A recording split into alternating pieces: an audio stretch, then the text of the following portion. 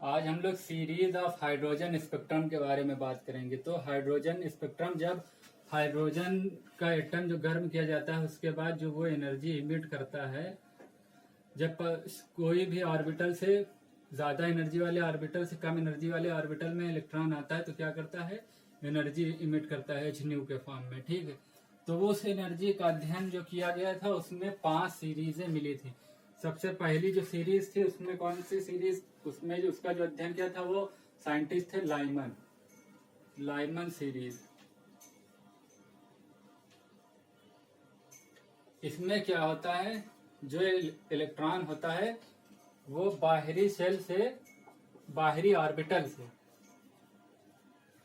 बाहरी किसी भी ऑर्बिटल से पहले ऑर्बिटल में आता है।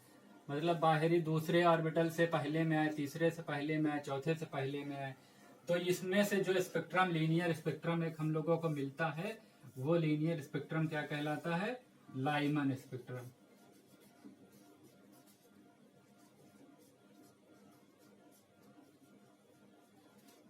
ठीक है, तो इसमें n इक्वल टू क्या हो जाएगा, 2,3,4 डैश डैश डैश इनफाइनाइट।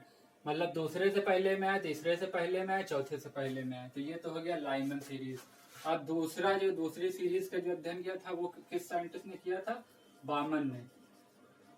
तो उसको बामन सीरीज कहते हैं।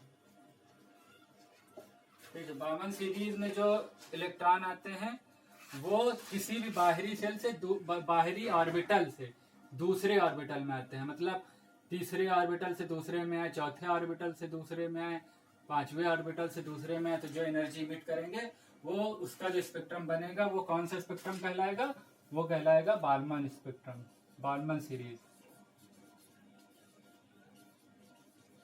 और जब इन सारी सीरीजों को इकट्ठा किया जाएगा तो स्पेक्ट्रम बनेगा। तो यहाँ पर आर भी है। आर क्या है,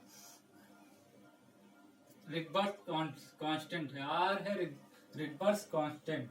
तो यहाँ पर आर रख दिया गया 1/2 का स्क्वायर माइनस 1/n²। अब यहाँ पर n की वैल्यू क्या होगी, n equal to 3, 4, 5 dash dash dash infinite. ठीक है, तो कोई भी अगर इलेक्ट्रॉन तीसरी ऑर्बिटल से दूसरी में आए, चौथी से दूसरी में, पांचवी से दूसरी में, तो जो एनर्जी इमिट करेगा उसका जो स्पेक्ट्रम बनेगा, उसके जो सीरीज बनेगी, जो स्पेक्ट्रम का लीनियर स्पेक्ट्रम बनेगा, वो सीरीज क्या कहलाएगी, बालमन सीरीज कहलाएगी। अब इसके बाद क्या आती है, कौन सी सीरीज आती है, पाश्चन सीरीज।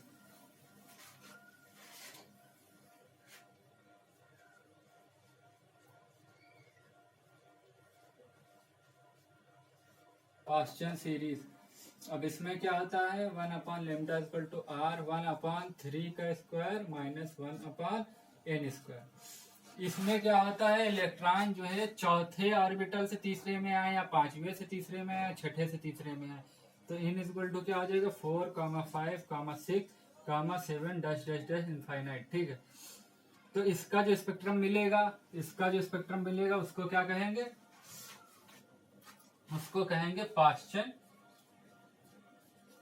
पाश्चन सीरीज। लीनियर स्पेक्ट्रम मिल गया, पाश्चन सीरीज हो गया।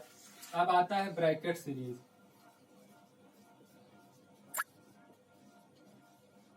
Bracket series 1/λ equal to R 1/4 का स्क्वायर माइनस 1/n²। अब इसमें क्या होता है कि पांचवें से चौथे में आए, छठे से चौथे में आए, सातवें से चौथे में आए, तो जो एनर्जी इमिट करेगा उसका जो स्पेक्ट्रम बनेगा वो क्या कहलाएगा, ब्रैकेट सीरीज।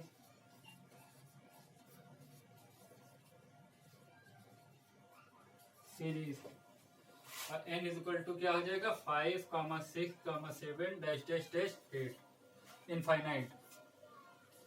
तो ये हो गया ब्रैकेट सीरीज। अब इसके बाद आती है फुंड सीरीज।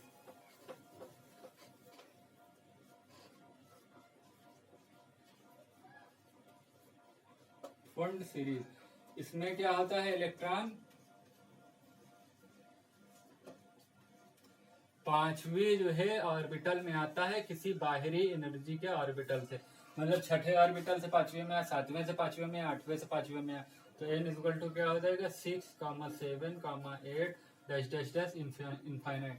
तो इसकी जो एनर्जी का स्पेक्ट्रम जो बनेगा उसको क्या कहेंगे, फुंड सीरीज।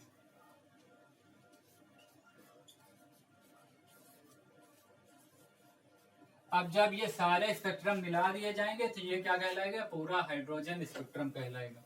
तो ये बात हो गई कि हाइड्रोजन स्पेक्ट्रम में कितनी सीरीज होती हैं, तो 5 सीरीज होती हैं, लाइमन, बामन, पास्चन, ब्रैकेट और फुंड सीरीज। तो ये हाइड्रोजन स्पेक्ट्रम की सीरीज हो गई।